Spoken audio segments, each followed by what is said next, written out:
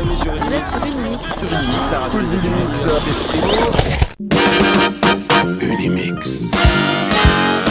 Alors, bonjour à tous et à toutes, vous êtes bien sur Unimix, la radio des étudiants et étudiantes de l'Université de Fribourg. On se retrouve aujourd'hui avec Madame Marion Hulig du département de français et mon ami et fidèle Ryan Retzer. Comment vas-tu, Ryan ? Écoute, ça va super, je suis très content de te retrouver pour cette troisième parenthèse académique avec toi.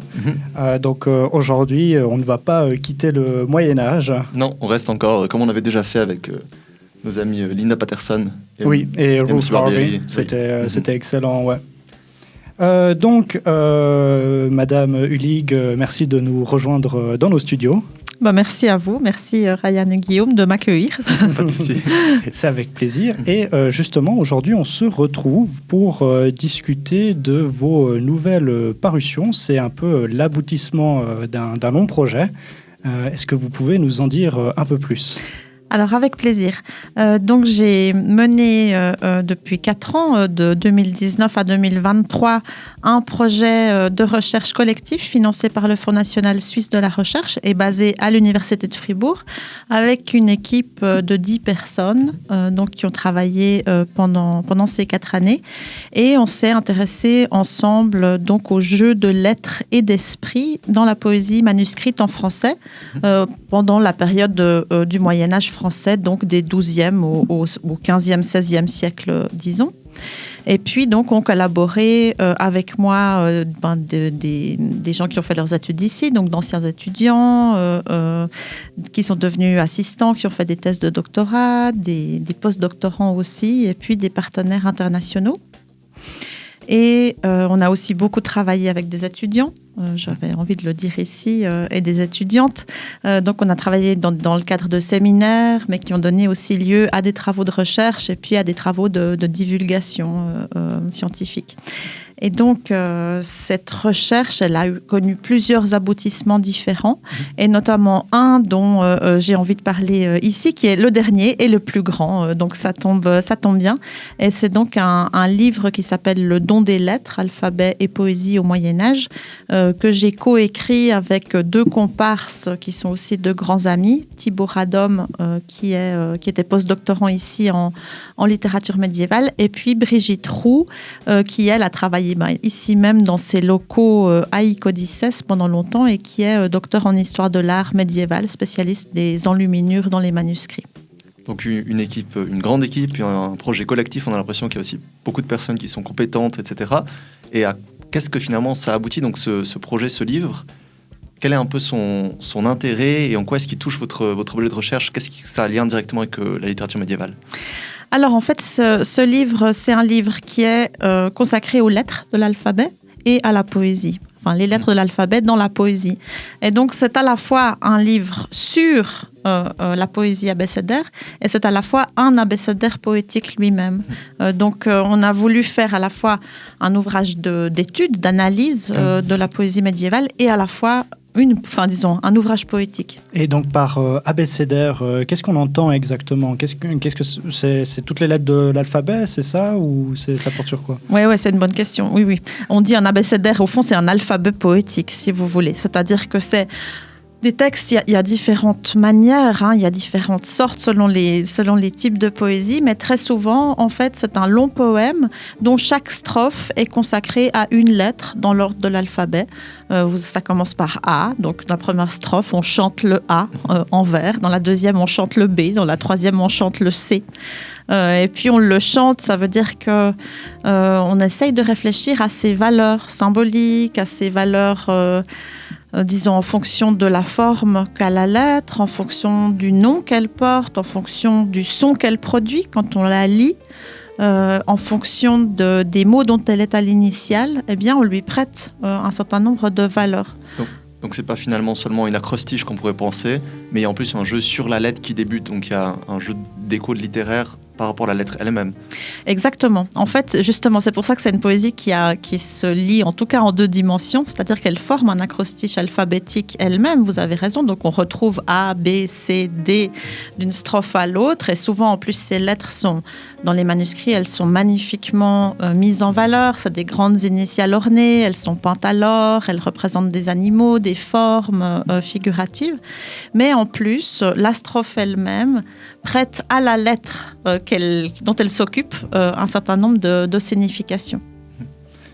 Je me demandais, parce que justement, durant nos années d'études avant l'université, on a quand même un peu abordé le Moyen-Âge, mais on n'a jamais vraiment parlé de ces types d'écrits, donc ces abécédaires.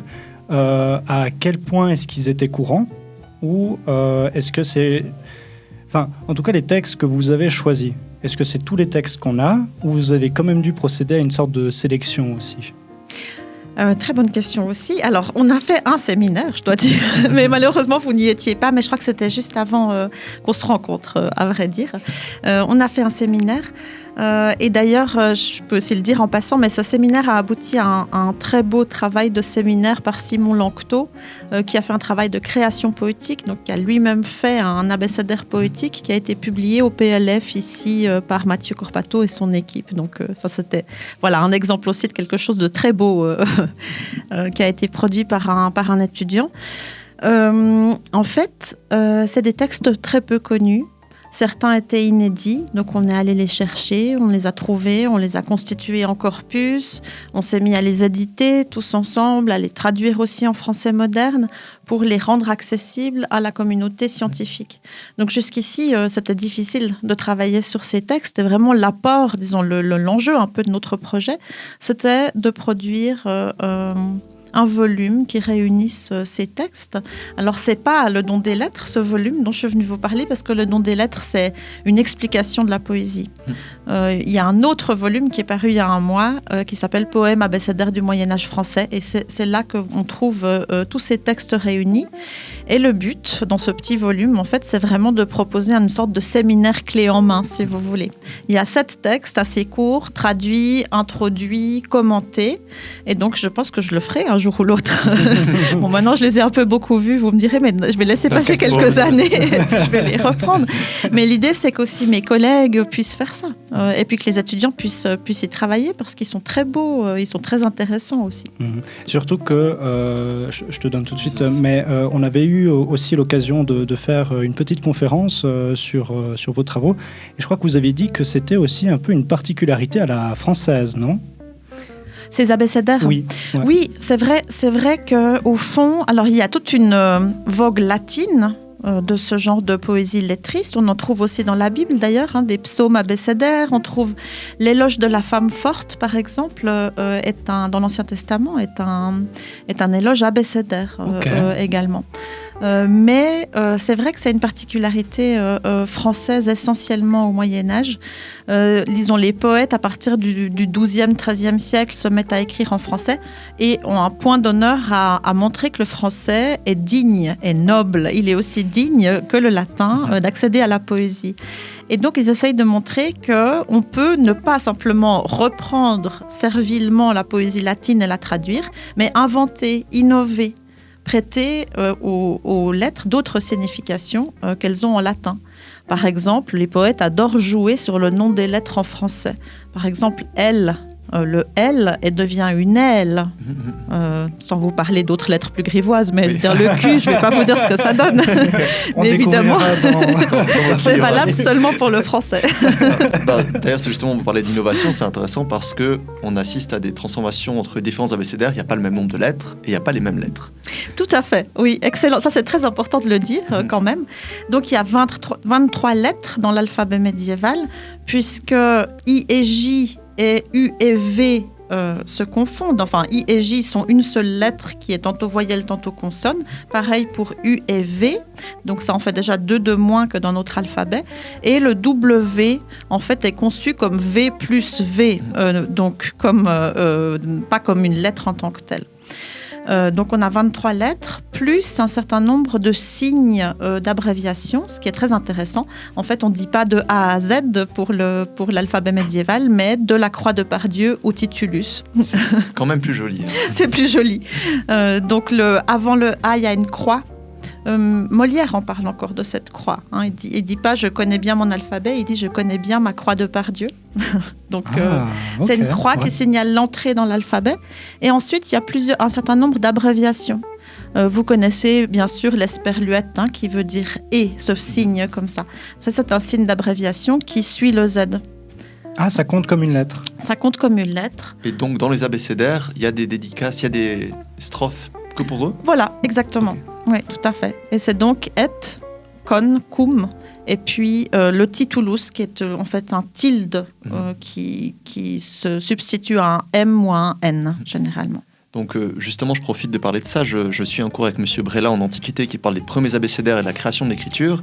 Et il parle justement de ça en disant que l'abécédaire a pour vocation à la base pédagogique. C'est-à-dire qu'on on veut le retenir, donc on les met dans cet ordre. Un ordre qui pour nous maintenant est un peu consacré. On se dit, bah oui, c'est logique qu'ils ont d'abord mis A, B, C. On voit que c'est pas toujours le cas, justement, qu'il y a des lettres qui ont bougé. Quel est un peu leur intérêt, leur vocation à l'époque de ces textes? C'est seulement pour le jeu poétique? Est-ce qu'il y a un côté aussi pédagogique quand même?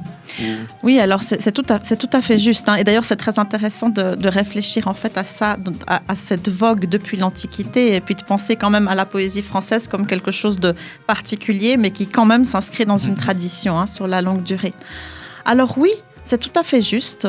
Donc il y a un effet mémotechnique, un effet aussi pédagogique qui est évident. Donc, apprenez mon poème et vous saurez l'alphabet. Et réciproquement, si vous savez l'alphabet, vous pourrez dire mon poème. Et c'est aussi pour ça que souvent, ces abécédaires sont aussi des prières. Donc, apprendre à prier, c'est comme apprendre à lire. On doit le faire. Un credo à apprendre par cœur. Voilà, exactement, tout à fait. L'Ave Maria aussi et l'ABC sont souvent l'un à côté de l'autre, en fait, dans les textes, dans des petits livrets dans lesquels on peut apprendre à lire. Mais en fait, c'était un peu un casse-tête parce que d'abord, on avait cette idée en tête. Donc, ça doit être des poèmes pour apprendre à lire. Oui. Et puis, on s'est mis à les lire. Puis, on s'est dit, mais ils sont vraiment très compliqués, ces poèmes pour apprendre à lire. En fait, ils sont plutôt pour ceux qui apprennent à lire, pour les enseignants qui enseignent à lire, que pour ceux qui apprennent. Voilà, c'est plutôt... en fait, ils sont compliqués. Donc, en l'occurrence, ceux qu'on propose, nous, parmi ceux qu'on propose, nous, il y en a peut-être un ou deux dans notre petit livre qui sont des poèmes pour apprendre à lire. Les autres, clairement pas. Ils sont trop compliqués. C'est plutôt des poèmes où on dit, en fait, c'est comme une encyclopédie, qui est aussi classé de A à Z. En fait, on vous apprend tout le savoir du monde. Quelque chose comme ça. Et on le classe de A à Z pour avoir une idée de la complétude. Et quelles étaient les difficultés que vous avez rencontrées? Parce que c'est un projet qui vous a pris 4 ans, vous m'avez dit. Oui. Donc, est-ce que c'était plus gérer une équipe, trouver les textes ou savoir que choisir? Alors, oui, tout ça était assez difficile, je dois dire, assez compliqué. Donc, trouver les textes, c'était évidemment une des tâches qu'on avait à faire. Donc, c'était difficile, mais c'était l'idée. C'était que ça le soit. Parce que vous avez dit que c'était aussi une équipe internationale. Vous avez aussi été en Angleterre pour trouver peut-être des abécédaires là-bas. Parce qu'on sait que justement, on parlait français là-bas à cette époque. Moi, c'est très juste. Donc, ça me permet d'en mentionner un qui, en plus, est très particulier par rapport aux autres. Il s'appelle l'ABC à femmes. Donc, okay. C'est un abécédaire pour les femmes, qui est donc anglo-normand. C'est ce français dialectal de l'Angleterre. Et c'est un texte composé à la fin du XIIIe siècle pour les femmes. Pour nous montrer que les femmes, en fait, sont extraordinaires. Depuis toujours. Bon, exactement. C'est une espèce de réhabilitation des femmes extrêmement bien mise en œuvre, extrêmement convaincante. C'est un abécédaire très beau, qui, au lieu, très souvent, l'idée, c'est de dire, Marie, la mère du Christ, est la meilleure des femmes, et puis les autres femmes ne lui arrivent pas à la cheville. Là, c'est le contraire, c'est de dire... Marie est la meilleure des femmes, donc toutes les femmes sont extraordinaires. Et puis, il faut toujours les louer. Si on cesse de les louer, eh bien, on doit être voué aux gémonies. Enfin, on ne mérite pas de vivre. Magnifique. Donc c'est très beau. En effet, donc ça, il a fallu trouver tout ça, il a fallu se procurer les manuscrits. Il y a eu le Covid qui est passé par là parce que le projet a commencé en 2019. Hein. Oh, ah là là, oui, alors là, Chère année. tout d'un coup, Évidemment. il y avait plus de temps pour lire. Hein, tout d'un coup, j'imagine que. Mais pour aller en bibliothèque, là. En fait, c'est même le début de notre livre, c'est de mettre que ça a été pour nous une chance. Il faut quand même le signaler. Dans toute cette malchance, il y a eu cette chance-là. En fait, on était des partenaires qui étaient en Belgique, en France, à 2 endroits différents, donc à Poitiers, à Nancy, en Suisse, mais aussi à différents endroits. Et on avait de la peine à se retrouver. On a commencé par se dire, on va tout faire en présence, on va se retrouver. On est allé dans un chalet en Valais, on est allé... voilà, on a fait des fondus, c'était très chouette. Mais ensuite... ça nous a demandé énormément de réunions, finalement, tout ce travail. Et donc, disons, à la faveur de ces outils de rencontres en ligne, on a commencé à faire des sessions pendant le Covid. On en a fait, je ne sais pas, d'innombrables sessions pour travailler ensemble. Donc, ça nous a aidés, ça nous a rapprochés. On a eu des moments de crise, des moments de joie, des moments de rigolade. Enfin, c'était super.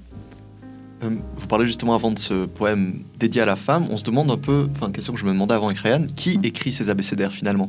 Parce qu'on a un peu cette vision du moine qui écrit chez lui ou qui recopie ses textes et va un peu développer. Mais est-ce qu'il y a aussi, qui sont un peu les acteurs de ces textes? Parce qu'on avait beaucoup étudié les troubadours et les trouvères. Justement, est-ce que c'est... Oui, c'est vrai. Alors oui, ça aussi c'est une excellente question. Donc, il y en a beaucoup qui sont anonymes. Par exemple, l'ABC à femme, il y a toute une réflexion. Est-ce que c'est une femme qui a pu l'écrire? C'est possible. On sait que des femmes écrivaient, en Angleterre surtout, à cette période-là. C'est possible. C'est pas non plus déterminant, parce que certaines fois, on a des premières personnes du singulier qui sont plutôt au masculin, d'autres fois plutôt au féminin. Ça pourrait être les deux. Certains sont signés.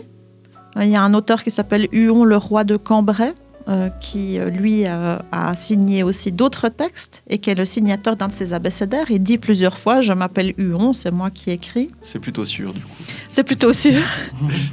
Il y en a qui ont clairement pris des pseudonymes. Eldris de Cornouailles, c'est un type qui écrit un abécédaire politique dans la région de Metz. Et clairement, il ne vient pas de Cornouailles. Il a pris ce nom pour se donner un pseudonyme rigolo. Il y en a aussi un qui est très connu, le plus connu, de Guillaume de Digulville, qui est un auteur connu parmi les médiévistes, qui a enchâssé un abécédaire à la Vierge Marie à l'intérieur d'un grand texte qu'il a écrit qui s'appelle Le pèlerinage de vie humaine. Et cet abécédaire a été repris par un de ses amis qui n'était autre que Chaucer, le poète anglais, qui l'a traduit. Et donc, on a cet abécédaire traduit et adapté en anglais. Oh mon Dieu!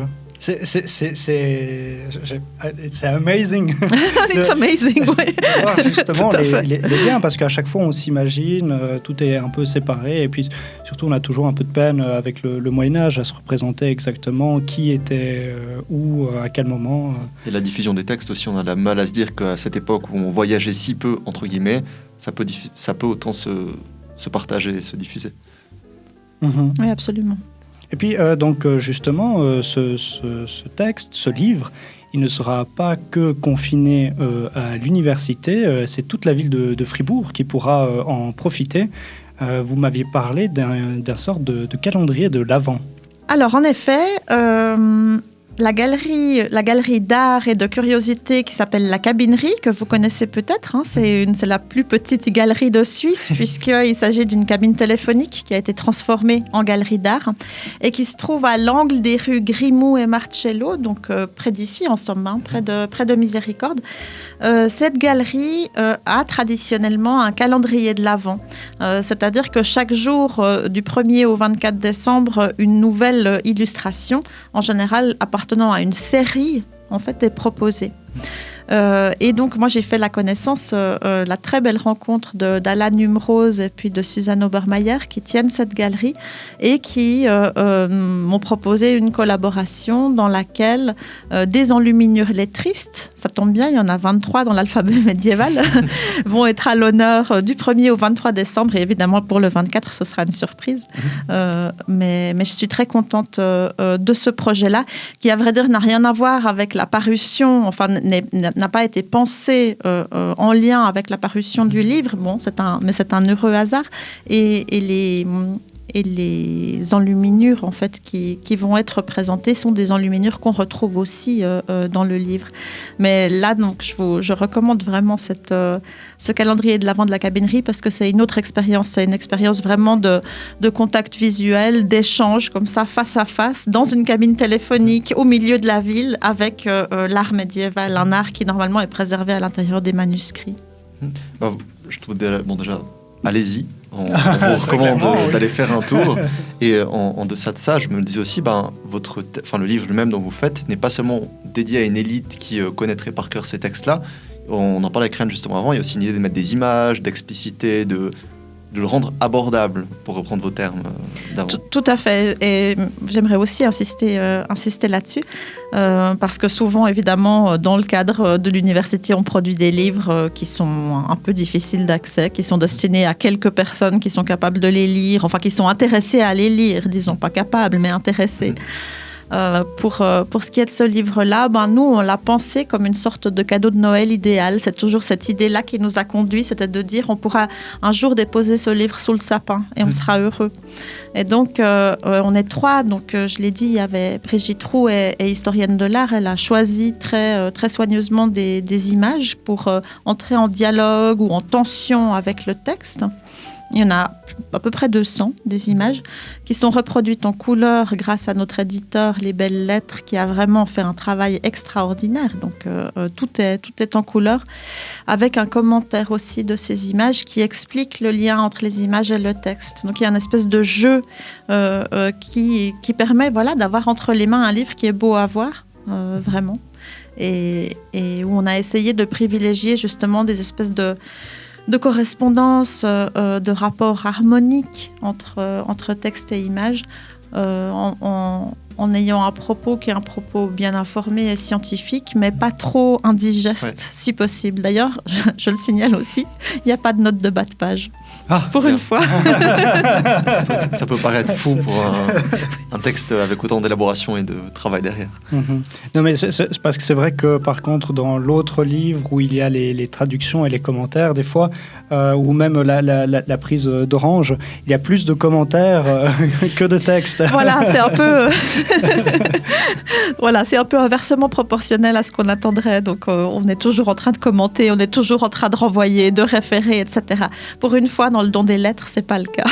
On se permet de respirer aussi un peu. Ouais. Et justement, est-ce que vous auriez un extrait que vous aimeriez nous partager ou qui vous a particulièrement touché ? Alors, j'avais d'abord envie j'avais envie de prendre un exemple médiéval d'abord, parce que dans ce livre, donc, on écrit nous-mêmes beaucoup, mais on cite aussi beaucoup de poèmes médiévaux, de textes médiévaux. Et les médiévaux sont très amateurs de ce qu'on appelle les tautogrammes. Les tautogrammes, c'est des poèmes, l'Oulipo aussi adore les tautogrammes, dont tous les mots commencent par la même lettre. Et il y a toujours un effet qui accompagne ça. Alors là, je voudrais simplement vous lire 2 petits extraits. L'un d'un tautogramme en F, qui est une vitupération contre Fortune, la méchanceté de Fortune et de sa roue, qui fait que les hommes sont tantôt tout en haut, tantôt tout en bas. Je commence par ça. Et ensuite, je vous lirai une contrepartie, donc un contraste, un autre tautogramme, mais qui lui est une louange à Marie. Okay. Et j'aimerais qu'on sente ce contraste. Avec plaisir. Alors, fausse fortune, fragile, fantastique, folle, fumeuse, foliant, folatique, favorisant, folâtre, follement, furieuse, femme furibondique, faisant frémir, félonneux, fortifique, fortifiant, feintif, faussement, feu, flamboyant, foudroyant, fièrement, de toi se plaint la totale fabrique. Ah d'accord, ouais. Voilà pour le premier. On ne s'imagine pas ce genre de texte pour le Moyen-Âge. Pour cette époque, Ouais. C'est toujours là, Lancelot, Renard, pas Ganelon, Roland, voilà. Ganelon aussi. Mais oui, ouais. Mais ok, assez sympa. Et le suivant Alors le suivant dans un autre genre, paradis plaisant, pacifique, paix prisée, préciosité précieuse, perle pudique, porte procurant la lumière, pure piscine sacrificielle, palme préférant la probité, procure la paix aux pauvres pécheurs. C'est impressionnant comme c'est proche. Enfin, je ne sais pas comment tu le ressens, mais bon, ça a été traduit, hein, bien évidemment. Mais Justement, Pas le premier. Le premier, je l'ai lu en ancien français. Ah, sérieux? Ah, ok. c'est ce que je me demandais en fait, parce que dans ce genre de jeu de traduction, vu vous nous parliez avant qu'il n'y avait pas tout le temps une traduction qui est associée, vous avez dû vraiment faire ce travail-là.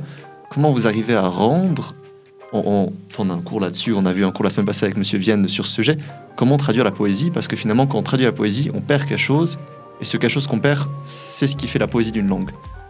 Et qu'est-ce que c'est en fait le travail finalement, enfin, votre travail vis-à-vis de ça? Ça a été un très gros travail.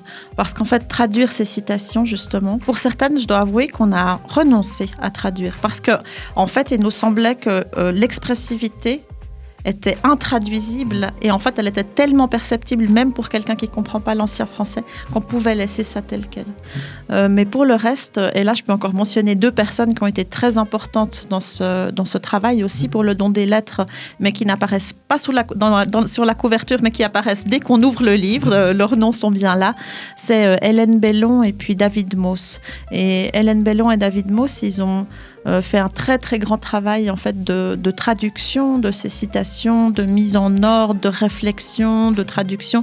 Et on voit que non seulement c'est des gens qui connaissent très bien l'ancien français, mais qui connaissent très bien la poésie aussi. Et c'est vraiment pas évident d'avoir ces 2 qualités et puis de pouvoir les mettre à profit. En parlant justement de traduction, aussi une question un peu plus générale pour les personnes qui n'ont pas eu de cours d'ancien français, mais les premiers dictionnaires, déjà le premier dictionnaire français c'était par un anglais et je crois que c'était en 1500, quelque chose du genre, et ensuite les premiers dictionnaires français, quand ils arrivaient à les finir, c'était en 1600 et quelques. Mais alors, comment est-ce que les gens ont réussi à reconstruire le sens des mots et pas seulement leur sens qu'on voit directement, mais tout ce qu'il y a de connotation? Donc, comment les gens ont reconstruit le sens des mots, c'est-à-dire, vous dites les gens d'aujourd'hui qui traduisent? Exactement, parce que par exemple là, c'est le Hatlif qu'on utilise, ou encore le dictionnaire allemand. J'ai oublié le nom. Le Französisches Etymologisches Wörterbuch. Ouais. Le FIU, vous pouvez dire le FIU. voilà. Pour les intimes.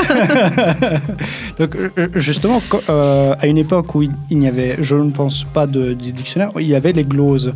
Donc, ces petites annotations pour traduire d'anciens mots pour les comprendre maintenant. Mais donc, comment est-ce qu'ils ont fait ça pour que maintenant on puisse faire des traductions qui, même qu'elles soient de temps en temps imparfaites, elles soient à peu près exactes? Oui, vous avez tout à fait raison. Donc, il n'y a pas de dictionnaire de la langue vernaculaire au Moyen-Âge, parce qu'il y a des dictionnaires seulement de la langue savante, c'est-à-dire le latin.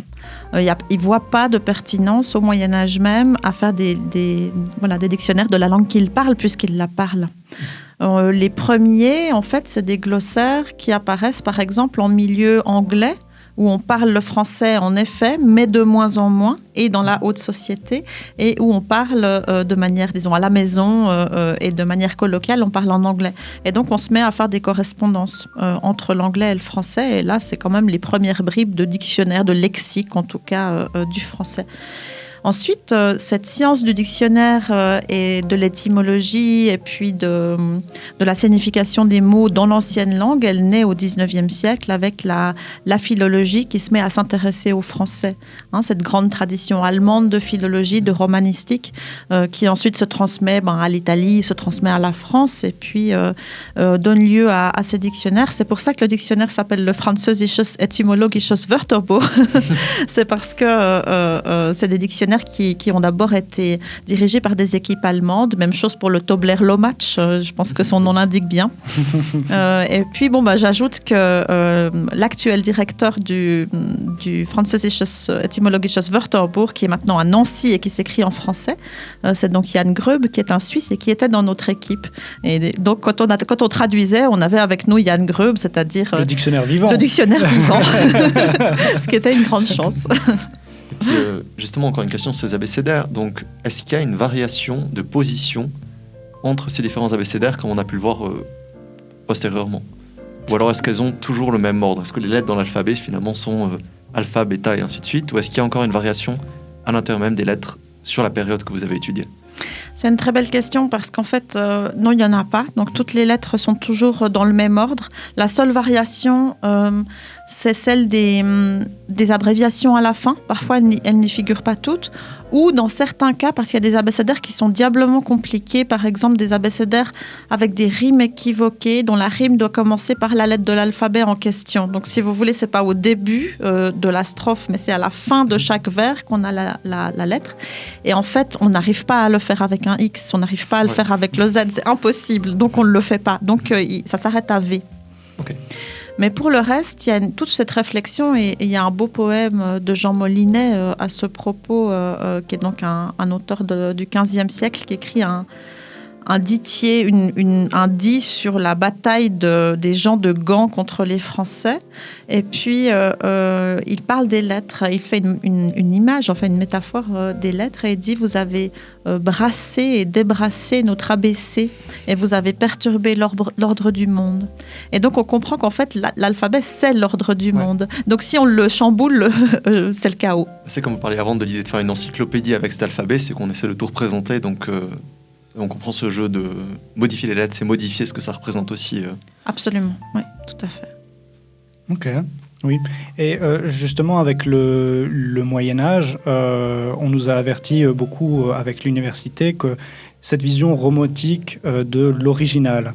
Et on sait qu'avec la plupart des récits du Moyen-Âge, il existe différentes versions qu'il faut ensuite sélectionner.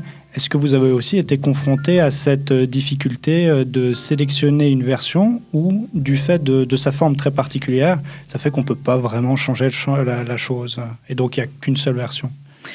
Alors non, en effet, on a été confrontés aussi, nous, à cette question-là. Eh bien, la plupart de ces abécédaires sont des abécédaires qui n'ont pas eu une très grande popularité. De ce fait, on n'a pas beaucoup de copies manuscrites, ce qui est un signe disons, d'une popularité assez restreinte. On en a peut-être 3 ou 2 des témoins. Donc, oui, parce que comme vous nous disiez en cours, et pour le rappeler aux autres, un best-seller de l'époque, on arrive maintenant à en avoir à peu près 50 manuscrits, au moins. Tout à fait. Ça, c'est la proposition de Frédéric Duval, c'est très juste, oui. Donc et là, voilà, 3, c'est pas tout à fait ça. En plus, des fois, il y en a qui étaient beaucoup plus tardifs, donc on voyait qu'il y avait vraiment trop de temps qui s'était écoulé jusqu'à ces copies-là. Et là, on voit très bien, en fait, en regardant les copies, que certaines fois, il y en a qui se trompent. Par exemple, ils comprennent plus très bien ce que c'est que ces abréviations, puis ils les écrivent mal, ils les écrivent faux. Donc, il y a des fautes, il y a des erreurs. Donc, c'était pas trop compliqué pour nous, en fait, de trouver la bonne version. Ou certains, justement, il y a des questions de bienséance. Donc, on a parlé du cul, voilà. Enfin, plutôt, on n'a pas parlé du cul. Oui.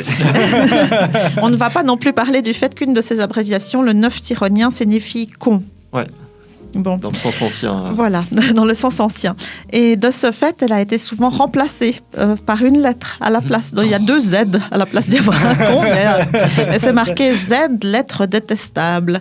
On se dit, mais pourquoi Z serait une lettre détestable? Et si on cherche, c'est parce qu'en fait, il y avait quelque chose d'autre à la place avant. Donc là où le problème s'est vraiment posé, je fais juste un aparté, mais l'ABC à femme, on n'en a qu'un seul. Donc là, la question ne se posait pas. Le problème s'est posé pour Guillaume de Digulville, donc cet abécédaire qui a été ensuite traduit par Chaucer, puisque là, on en a à peu près 300. Ah, donc là, oui, alors là, plus que best-seller, quoi. C'est vraiment... Ah oui, là, c'est vraiment... Tout le monde le connaît, tout le monde en parle. Exactement. Et là, la question, c'était qu'est-ce qu'on prend donc, on a pris une branche. Enfin, on a fait un choix, en fait, de s'appuyer sur quelqu'un qui avait déjà fait le travail pour le grand texte tout entier dans lequel cet abécédaire s'insère. Et ensuite, on a choisi des manuscrits et on est allé les transcrire. Les différences, elles étaient minimes ou c'est quand même c'est pas du tout pareil? Oh, des fois, il y a même une strophe en plus ou une strophe en moins. Ça arrive, qui soit ajoutée. Parce qu'il y a toutes les strophes des lettres de l'alphabet, puis il y a aussi des fois des strophes de prologue et des strophes d'épilogue. Et il y avait des strophes rajoutées ou ôtées. Parfois aussi, dans certains manuscrits, c'était très beau parce qu'ils avaient encadré, donc dans ce poème-là, encadrer l'abécédaire par alpha et oméga, de part et d'autre. Donc une strophe alpha, une strophe oméga. Alpha et oméga, c'est les lettres de Dieu, donc qui enserrent et encadrent l'abécé qui représente les lettres humaines. Magnifique. C'était très beau. Mhm. Et donc, justement, en fait, pour vous, cet intérêt pour le Moyen-Âge, d'où est-ce que ça vous est venu? Vous êtes tombée dedans quand vous étiez petite? Non, vraiment pas. C'est souvent ce que je dis. Il m'est arrivé la même chose qu'il arrive parfois aux étudiants et je suis toujours heureuse quand ça arrive aux étudiants. C'est-à-dire que je suis arrivée un peu récalcitrante. J'ai fait du français moderne pour faire de la littérature contemporaine, moi. C'était ça qui m'intéressait. On était obligé de faire du Moyen-Âge. Je me suis dit, mais c'est pas vrai, mon Dieu. Je comprends pas les mots. Je comprends pas les mots, c'est ennuyeux. Encore, c'est Tristan et Iseult qu'on a déjà vu au collège, et ce roman de renard. J'aime pas les histoires avec des animaux en plus. Enfin, tout ça. Et puis, disons, en fait, j'ai découvert, mais aussi à la faveur d'enseignantes qui étaient vraiment extraordinaires à l'université. C'était à l'université de Genève dans mon cas. Mais j'ai découvert cette littérature, puis j'ai découvert que ce qu'elle avait à m'offrir me donnait la même joie et le même intérêt que ce que je cherchais dans la littérature contemporaine. Et qu'en fait, elle témoignait d'une actualité tout aussi vive que la littérature contemporaine, qu'elle vit tout autant, si vous voulez. C'est ça qui m'a plu. Mais il faut passer un certain nombre de barrières. Il faut passer la barrière de la langue, la barrière du support matériel, la barrière de nos a priori surtout. Et puis ensuite, une fois qu'on a passé ça et qu'on se rend compte que c'est pas cette littérature indigeste et chrétienne qu'on imaginait, mais que c'est quelque chose d'extrêmement vivace, vivant, intelligent, fort, et ça, on est convaincu. C'est une discussion qu'on avait justement avec Linda Patterson, qu'on avait parlé des chansons de croisade, qui nous disait que les clichés sur le Moyen-Âge ont la peau dure, et ça amène beaucoup d'étudiants à se désintéresser en se disant mais qu'est-ce que cette époque a pu créer littéraire, qu'est-ce qu'elle a pu amener, et on découvre une richesse après. Et je pense que est-ce que c'est aussi ce qui fait un peu son caractère précieux, le fait qu'elle ne doit pas être méritée, mais il faut un peu creuser, il faut s'y intéresser pour qu'elle soit accessible? Tout à fait, je pense vraiment. Moi, j'avais un maître qui adorait ça, cette idée-là, qui disait les meilleurs étudiants, c'est ceux qui font de l'ancien français, c'est certain, parce que c'est beaucoup plus difficile, c'est beaucoup plus élitaire, et puis une fois que vous faites ça, vous êtes... Bon, c'est pas le message que j'ai envie de donner, moi. Évidemment, je rigole un peu parce que je trouve ça très touchant, mais c'est pas le message que j'ai envie de donner. Au contraire, je pense que c'est l'envie qui doit nous porter toujours. La seule chose que je demanderais pour aborder le Moyen-Âge, c'est d'accepter de laisser tomber les idées reçues. D'accepter vraiment qu'on les pose et puis qu'on lit en enlevant les lunettes chargées d'idées reçues qu'on a souvent, et puis qu'on essaye simplement de lire et de voir ce que ces textes ont à nous dire. Et ce qu'ils ont à nous dire, c'est quelque chose de très beau, de très actuel, de très ouvert aussi. Et puis justement, donc vous vous êtes lancé dans cette carrière académique en vous plongeant dans le Moyen-Âge. Et cette fois-ci, vous avez choisi les abécédaires. Mais est-ce que c'était parce que tout d'un coup, au cours de vos lectures, vous avez remarqué quand même la plupart du temps ces poèmes? Ou est-ce que c'est parce qu'avec l'un de vos précédents travaux, vous vous êtes dit... Disons, l'envie que j'avais de travailler sur les lettres vient plutôt du fait de la méthode. Parce qu'à vrai dire... Pour bien comprendre, pour bien rentrer dans la littérature médiévale, on propose toujours une approche qu'on appelle à la lettre. Donc on lit les textes à la lettre. C'est-à-dire qu'on les lit vraiment extrêmement bien. On y réfléchit beaucoup. On réfléchit justement sur ces variantes que vous mettiez en évidence tout à l'heure. Et au fond, si on veut vraiment réfléchir à la lettre, on pourrait bien réfléchir aux lettres même qui composent les mots. Parce que, et d'ailleurs j'avais repéré ça, je lisais hier par hasard un livre de Michel Pastoureau, qui est un grand historien du Moyen-Âge. C'est un livre sur le noir, ça n'a rien à voir avec la question des lettres. Mais il dit très justement, la vérité des êtres et des choses au Moyen-Âge est toujours à chercher dans les mots qui les désignent. Et moi, je dirais même dans les lettres qui composent les mots qui les désignent. Et j'ai l'impression que c'est vraiment en approchant les lettres, en essayant de comprendre les éléments minimaux du langage que sont les lettres, qu'on arrive à avoir une sorte de connaissance de l'intérieur de la poésie médiévale et donc à la comprendre mieux. C'était ça qui m'intéressait.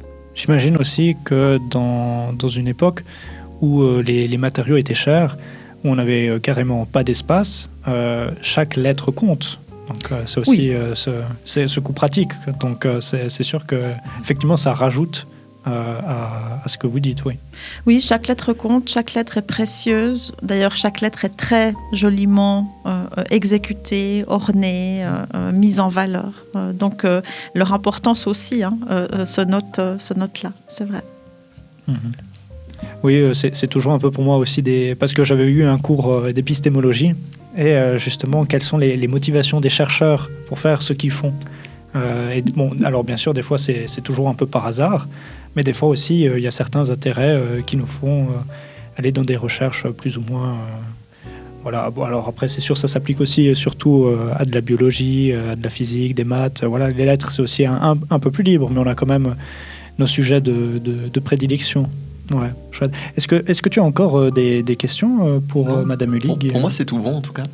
Est-ce que vous aimeriez rajouter quelque chose ou un conseil pour les étudiants qui tout d'un coup découvriraient une passion pour la littérature du Moyen-Âge?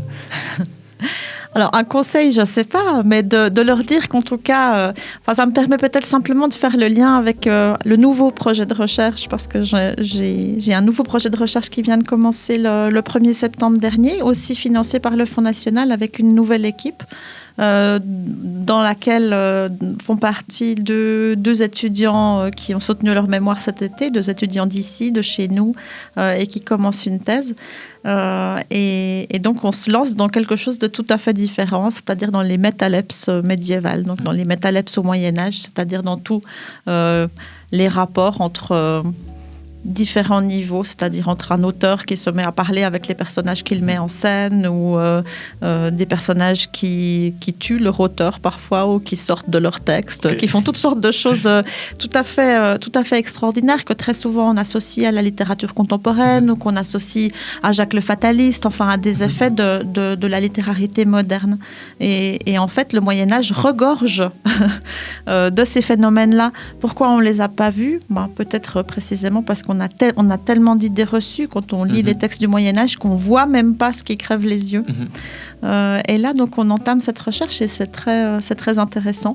Oui, surtout que ça pourrait lancer une nouvelle base théorique pour certains effets de style qui pourraient complètement changer nos lectures même modernes. Ouais, total, ouais. Ok, très Voilà, très c'est sympa. bien l'idée. Ouais, alors, donc voilà, incroyable. de nouveau, histoire de dire que le Moyen-Âge est ancien, mais il est très actuel et très nouveau. Il est aussi projeté vers le futur. On peut se mettre à découvrir des choses et il y en a encore beaucoup. Et je trouve ça très réjouissant. Et si, désolé, oui.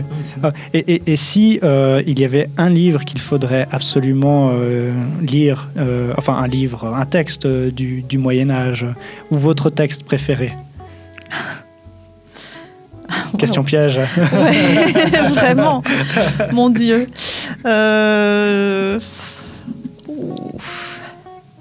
Question piège. Il y en a tellement. Et puis le Moyen-Âge, c'est tellement vaste aussi. C'est tellement long et tellement riche. Ouais. Oui, quel texte, Guillaume, tu aimes entre 1600 et 2023 Il y avait un truc là. Merci pour ta question, Ryan.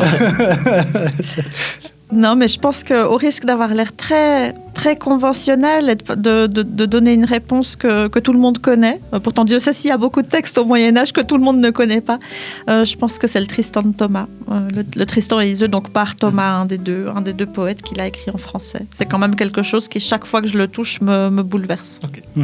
Ah, excellent, oui. Alors, durant cet hiver ou durant cet intersemestre, peut-être que, je l'espère, les gens se découvriront une nouvelle vocation, mais bien sûr, après avoir consulté votre nouvel ouvrage. Et également repasser parmi justement cette garrigue dont on parlait avant vers cette cabine photo. On vous encourage en tout cas à aller. Merci beaucoup d'avoir pris le temps cet après-midi d'être venu passer dans nos locaux pour parler de vos projets. C'était un plaisir pour moi. Et, excellent, oui, merci beaucoup. Merci à vous de tout cœur. Je précise encore qu'il y a un vernissage de cette exposition qui sera aussi l'occasion de vernir le livre à la librairie Libroforos le jeudi 7 décembre à 18h. Et puis, vraiment, toute personne intéressée est cordialement invitée. Excellent, merci hâte de s'y retrouver. Excellent, eh bien Guillaume, merci beaucoup de m'avoir épaulé encore une fois pour cette nouvelle parenthèse académique. Avec plaisir. On l'a commencé avec l'alpha, j'espère que ce ne sera pas l'oméga. En tout cas, chers auditeurs et chères auditrices, merci à nouveau de nous suivre dans cette épopée. On se retrouve tout bientôt pour une nouvelle parenthèse académique et à tout bientôt sur Unimix. Parfait. Comme vous faites bien.